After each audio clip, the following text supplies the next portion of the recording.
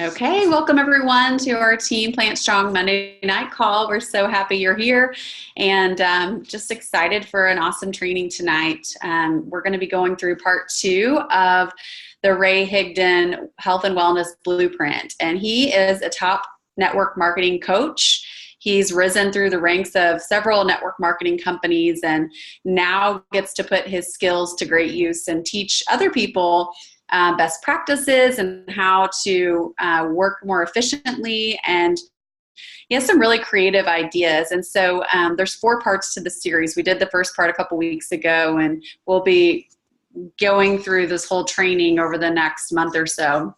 So tonight he's going to talk about the second part, which is starting different ideas on how to market health and wellness products. And I think the focus is going to be on skincare, but he talks about how you can use these same principles and strategies to grow your general health business for health products like Choose Plus. So let me share my screen with you guys and we will get started.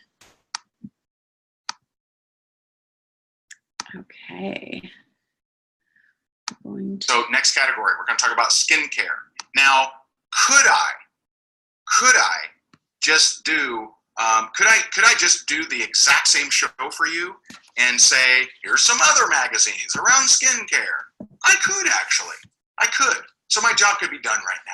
But what I wanted to do is show you a different way to do market research that also works for health and wellness. So here we go. All right, so we could get plenty of ideas on the newsstands about skincare because there's definitely plenty of them out there. We're going to do something else, and that's going to tap into Amazon. But I'm going to tap into Amazon in a way that you may not have thought of. And I'm going to show you exactly what I mean here. So I took the time to go to Amazon, and I typed in skincare, and I picked the category books. All right, picked the category books, skincare. And voila, what came up? And I'm going to tell you if you do this strategy, and I realize that maybe not all of you want Korean beauty secrets. I don't know. That's not the point. Not the point, right? And I don't know this author. I don't know the book. Never read it. I literally know nothing about skincare, ever, right? I don't know anything. I know my wife does a lot of stuff. I have no idea. What I like about this is the number of reviews. That's probably the number one thing that I like. And I also like, if you look there, 66 used and new offers. What does that say to me? That says that this book has sold a lot of copies, because you're not going to have 218 reviews if you haven't sold a lot of copies. You're not going to have 66 used unless you have sold at least 66, right? So, sometimes you're going to run into a book on Amazon that has no reviews, has no used copies, and may not have ever been sold. Would that be a good idea to get marketing ideas from? I don't think so. Something with this many reviews, this many used copies, and being sold tells me that something about this book has created a lot of sales, and marketing is what drives sales. Okay, so here's a little tweak, a little turn of the dial that some of you may not even be aware of, or some have just been a consumer of this, but never a marketer. And one thing that we always suggest to our students is never just be a consumer. So if I'm watching an ad, right, a television ad, an infomercial, if I'm watching a movie, if I'm walking down the street, I'll give you an example. I don't know if I shared this before, but there's a mall not too far from me, which is Miramar Outlets. And Miramar Outlets, it was funny because I was going to, I wanted to take my son to the Spanish restaurant there. And so I'm going, I know where the restaurant is. I've been there before. I turn down the corridor and I'm walking and I see this podium that's kind of turned toward me. And I'm thinking, I'm like, I didn't think the restaurant was here, but all the umbrellas were blue. It looked like that was the entrance to the restaurant. And so I'm like, and I look, and I know where the restaurant is, and I look around. It had me second guess, but what had happened, much to the demise of the Spanish restaurant, is the restaurant that's closer to the center of the mall had cleverly turned their podium to face outward to people walking from the mall. So it looked like that was the entrance to the one restaurant that was there, although there were two. Now, as a consumer, I might have just walked right past that or whatever, right? As a marketer, I thought it was pretty smart. It's pretty smart, right? If you're in that situation, turn your podium to face outward so that people think that's the entrance. And guess what? Their restaurant, packed. Spanish restaurant, 2 people. Hardly anyone in there. And I am absolutely willing to bet, and it's a good Spanish restaurant too. I mean, it's good food. I like it. And, I'm willing to bet that there were some people duped into thinking there was no second restaurant because it looked the same and it looked like there was the entrance right there. And by the time they got inside, they're going to say, oh, wait a minute, there's another one. Let me go check it out. No, you're already sitting down. And so the reason I bring up that goofy story there is always be a marketer. So as you watch things occur in front of you, as you watch a television ad, don't just say, oh man, that might benefit me. Look at what they're doing. What are they saying? What are they showing? If you notice, one psychological thing that, beer companies do and a lot of companies do is they want to associate their brand with good feelings. And so they'll show you the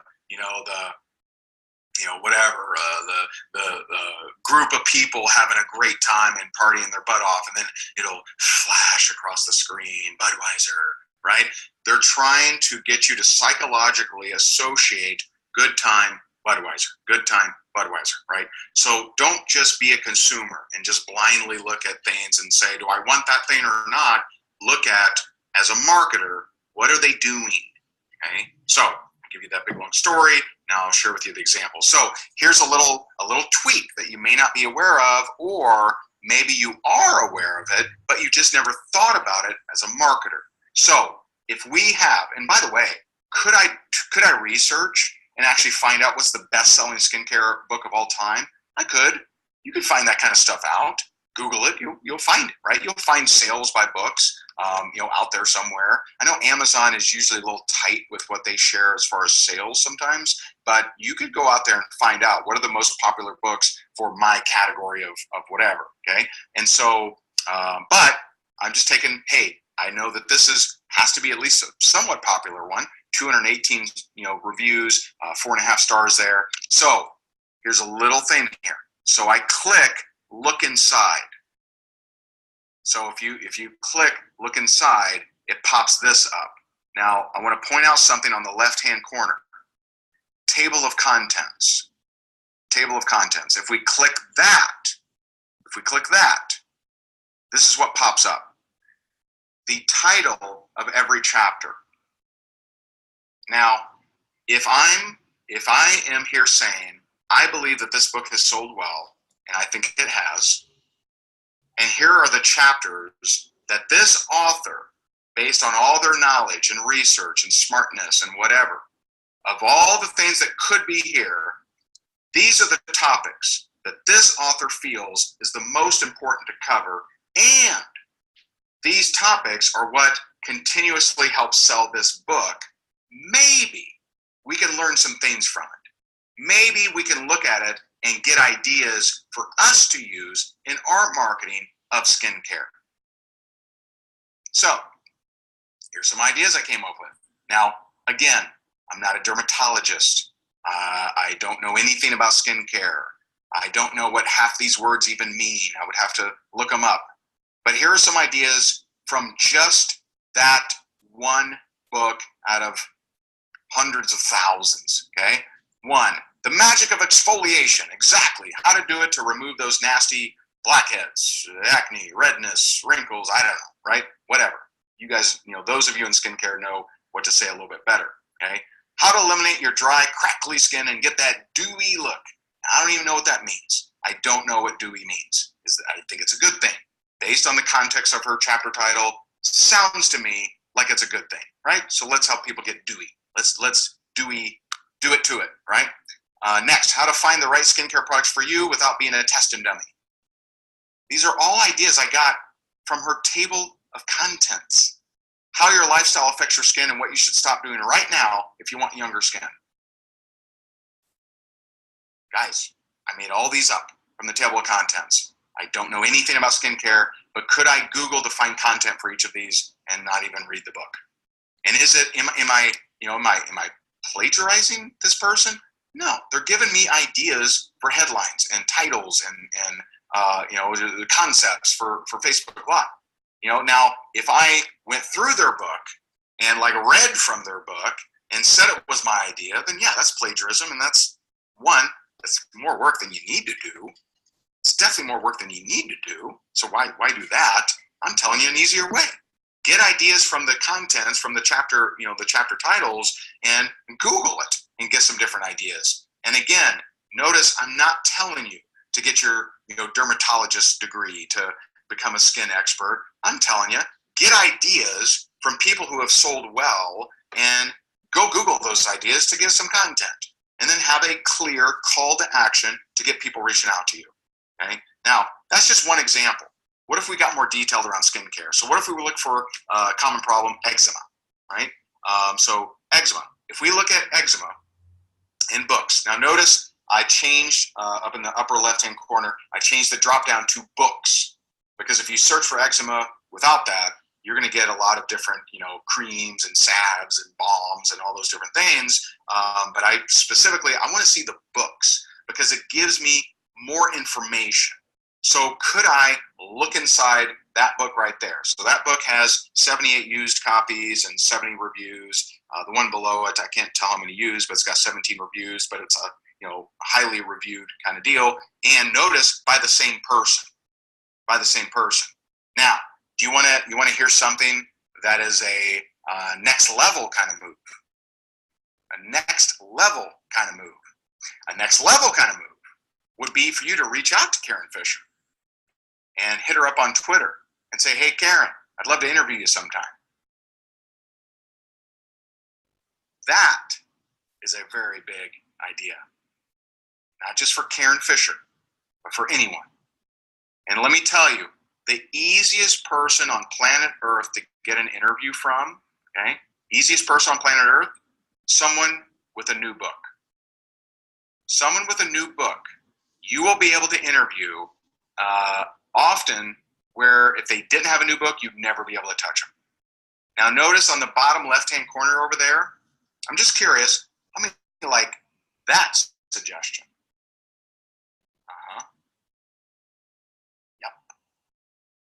That's a freaking big deal right there. No one does it, but it's a big freaking deal. Why? Well, guess what? If I wanted to kick all of your guys' pants in skincare without knowing a damn thing, here's one strategy I could implement, and I would dominate all of you, 100% of you, okay? I would go and I would find out every ailment around skincare, wrinkles, redness, eczema, removing scars, right? Coming there, and I would go and I would look for every major best-selling book around that topic, and I would reach out to that person to try to interview. And so you would come to my little Facebook channel that had an interview by every expert of every skincare kind of issue, right? And anyone rolling out a new book around any kind of skincare issue, and I would be seen as the freaking guru of skincare. Yet if someone asks me a question, I have no idea what they're talking about. Have we been working a little bit too hard, maybe? I don't know. But I'm telling you, you look in that bottom left-hand corner, new releases, coming soon. You click that coming soon button around a specific topic, and I assure you, with everyone, but you probably won't ever get Oprah, but boy, might you get Gary Vaynerchuk? Might you get, and obviously this is in different niches, but in any niche, when an author has a book coming out, they are scrambling for as many interviews as possible because it's a launch for them. That's a big idea. That was worth the cost of this course. There you go. All right, but let's keep moving. Next, younger skin. Okay, here's a couple more ideas. Could I look inside? Could I get the tables of contents? Could I fill up an entire page of ideas? For sure. Okay, for sure. Got plenty of reviews, got used copies. I know that they have sold some stuff. Might I even reach out to them for an interview? Yeah, Why not? Why not? And some of you are so interested in recruiting higher end people, but you've never even thought to interview an author. Why not? Recruited some authors. And not only have I recruited some authors, I've recruited some authors' secretaries.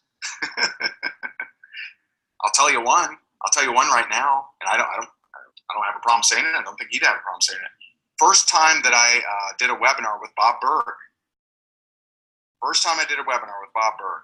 I connected with his assistant. We chatted, hit it off, and I did the webinar with Bob Burg. She loved it. She's like, wow, that was a really good interview. That was really cool, man. I really like what you do. And I recruited her. See, you got to think a little differently. You got to think, how can I reach out to people in a different way, and how can I get people reaching out to me? So let's just say, just for kicks, I don't know if I'm going to say her name right here, but let's say this Nigma Talib, right? Well, let's say Nigma Talib, which released her book in 2016. Let's say she has a humongous following. Might I reach out to her and say, Nigma, hey, I saw that you wrote about, the skin and the gut and skin aging triggers. I would love. I have a small but growing following of people that are interested in that topic, and I'm just throwing it out there. Would you be at all open to a short interview? I'd really love to do it. And you approach them with humbleness, with edification, with your amazing, I appreciate you, and they decide, you know what? Yeah, I'll do that. Well, here's what's interesting. Although you never require it, don't ever require it, because we don't require stuff, okay? Don't ever require it. But I've done that kind of situation, and they liked the process so much that they took our interview and shared it with their entire audience. A little bit different way to market, guys. Are we getting in front of people? Are we having them reach out to us? Just saying, all right? So a little bit different way to look at it. Hey, here's another one. Skin wrinkles. Feed your skin, starve your wrinkles. And you got, Allison Tanis there. And again, I don't know any of these books. Haven't read them, haven't seen them, don't know them, don't know the authors. But I'm telling you what I would do if I knew absolutely nothing about a niche, but I wanted to talk about it, okay? So a niche, for those that may not know, a niche is like a category, right? So skincare is a niche, right? That's a niche that you're in, a marketing niche, right? And so there you go. All right. So using this strategy, one of my good buddies, Ben Settle, and Ben's a little on the crazy side sometimes, but he's an excellent sales copywriter. Remember how I talked about sales copy and writing persuasively? He's fantastic. In fact, Ben is the guy that helped us come up with the title for our course called 3-Minute Expert that has sold over $3 million worth, right? And so Ben actually helped us come up with that title, 3-Minute Expert. And so he says, sales copywriter gets hired for big dollars to write sales copy, spend more time talking about their crabgrass than your weed killer. Now, what the heck does that mean? What the heck does that mean? We're talking about skincare, Ray. We're not talking about landscaping. Well, we're actually talking about everything out there in the world. So what do amateurs do? Amateurs talk about their weed killer, which is what? Their product. I got this yummy shake, and it's got branched chain amino acids, and it's got D-alpha tocotrienols, and it's got resveratrol, and it's grown in the French Himalayas, and it's blah, blah, blah, blah, blah, right? So amateurs talk about their solution. They talk about, I got this creamy skin that gets you all dewy, and you Mountain Dew it up, and it's just amazing, and get your hair glittery, right? So amateurs talk about their solution. Pros talk about the problems of the people you're trying to attract. And so if I have an amazing skin cream, I'm not going to talk about skin cream. I'm going to talk about being embarrassed about having acne. I'm going to talk about blackheads. I'm going to talk about redness on my skin.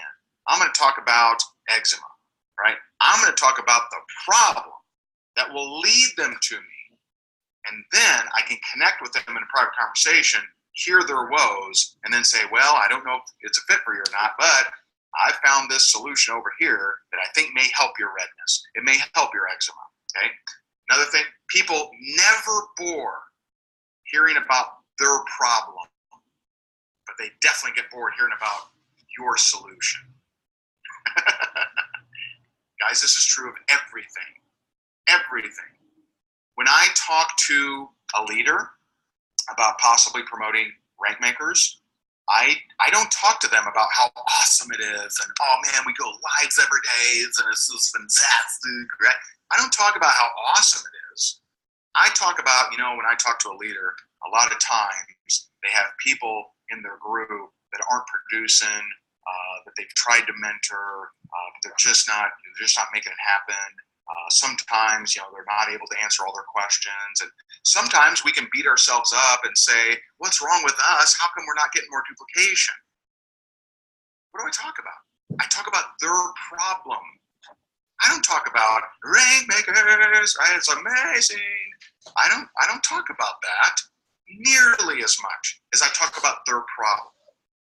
Now, this line right here is really, if you really adopt it and absorb it, and you stop constantly talking about your bottle of whatever, your vitamin of this, your hair skin gel of this, your good at fill in the blank, right? If you just take that in and just say, hey, maybe I shouldn't constantly be talking about my product and the bottle of stuff that I'm selling, and instead talk about their problem that would lead them to want my thing. Okay? So talking about, here's how to make money. You want to go in the most competitive, cynical, skeptical, tough category of business to ever go into, just talk about how to make money online. It's the most sharkish, overdone, millions of marketers. You're up against the best in the world, right? So that's tough. But what if you talked about how you were sick and tired of getting to the end of the month and still had more bills to pay? What if you talk about how you remember having to clip coupons, right? Get them to relate with you. Talk about their problem. You can talk about your problems that will get them to resonate and relate with you. But if you just sit there and say, I got a great solution, guys. If that's all you talk about, then you just are missing 90% of the results you would be getting if you just talked about the problem. Your problems, their problems, what struggles do people go through? Very powerful, okay? All right. Every single day, new books come out on Amazon, chock full of good headlines and content. I would suggest either popular authors or books with a lot of reviews, even if they're bad reviews. Well, that's strange. Why would we possibly get ideas from bad reviews? Well, I want you to think about this. If a book has a lot of bad reviews, well, then that's good marketing, right? I'm not saying bad reviews are good marketing, but it means that for there to be bad reviews, they had to make a lot of sales. So you may not want to read the book, but might you study its marketing? See what I mean here? If there's a whole bunch of bad reviews, you may not want to read it. Okay, fine, don't read it, don't buy it. But something about that book got a lot of people to buy it. Shouldn't we study that? Shouldn't we ask ourselves, like, I wonder what they did for marketing to get a bunch of people to buy it? Because what you're trying to do is get a lot of people to watch your Facebook Live, to reach out to you, to buy into connecting with you. Hopefully this is making sense. By the way, could you use this strategy for every other category that we're covering tonight? Of course. Do people write about hair care in books? Do they write about health and wellness? Do they write about weight loss? Of course. Okay? So the title of contents, book titles can give you ideas that you can then Google if you want. You don't want to read the book? Google it. Go find some other tips, and then it's not their content that you're plagiarizing. It's just, you can even say, hey, I was on care.com the other day, and I got these 3 ideas on parenting or whatever, skincare. You got it, okay? All right. And yes, of course, you could use this for health and wellness and all the other ones. All right, so let's talk about weight loss now.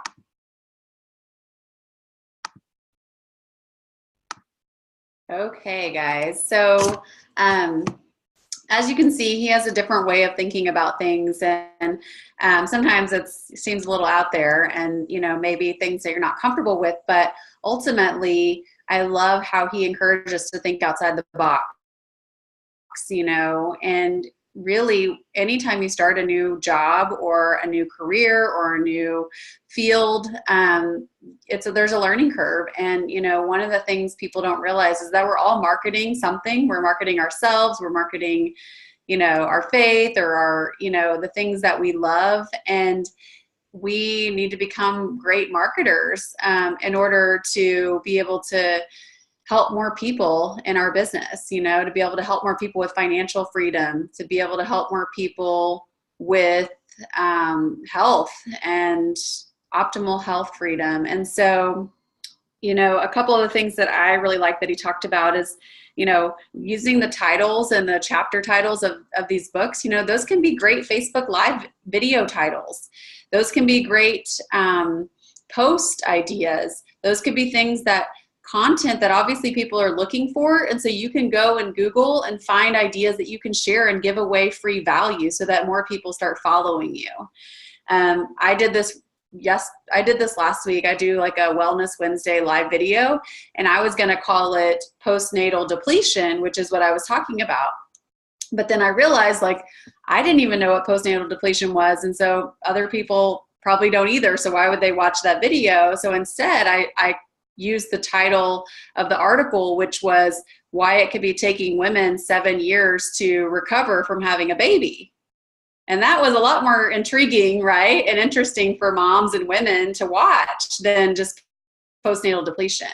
And so I even have to rethink how I do things. And so I think, as you look at the headlines and you start putting this into practice, you'll see if you're going to do a Facebook Live video or a post, kind of run through this framework and see is there a better way I could title this so that more people are interested. It's just like a magazine. When you're flipping through, you look at the titles and you see which articles you want to read based on the titles. And so we want our social media especially to be attractive. We want to do attraction marketing. And so when he talked about amateurs talk about their product and solution, that's the number one thing we see is when someone starts Juice Plus, they just want to post their product and tell everyone that they're selling something or that they're on a product. And we want to show people, why we're taking something, and we want to show people the benefits that we're excited about and we're looking for.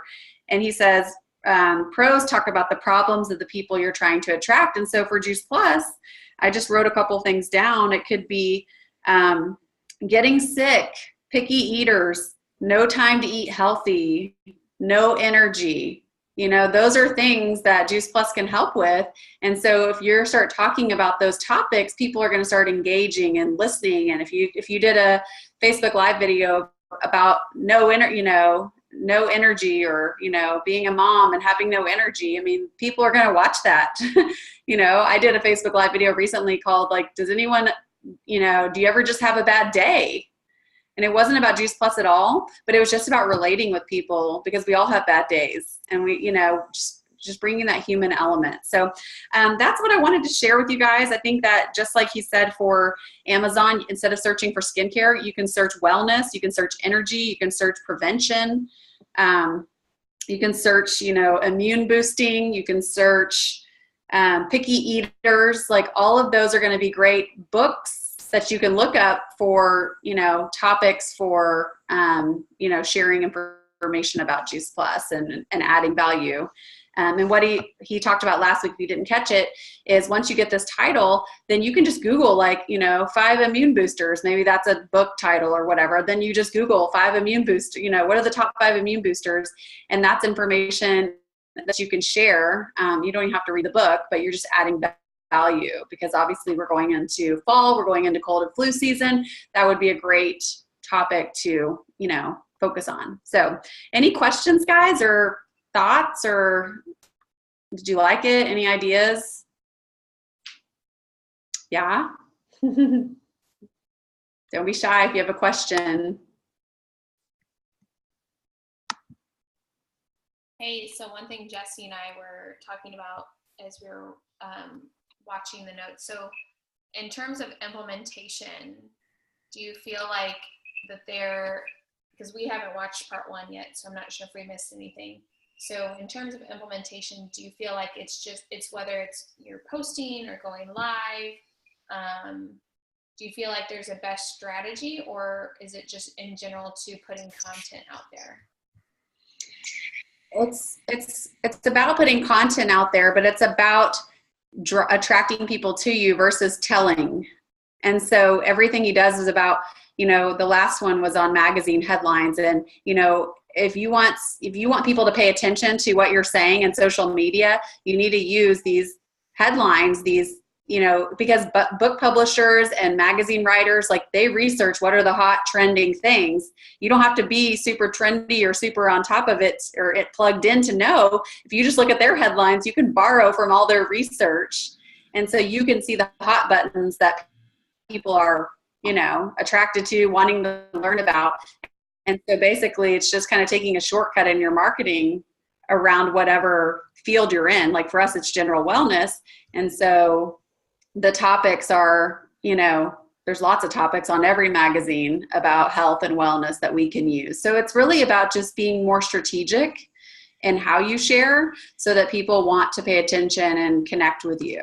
And then obviously gives you more opportunities to add value, because you don't have to sit here and think like, I need to do a post about something, You can sit there and try to think of a good idea, or you can just look at a magazine cover or search, Amazon for book ideas, and that'll give you post ideas right there.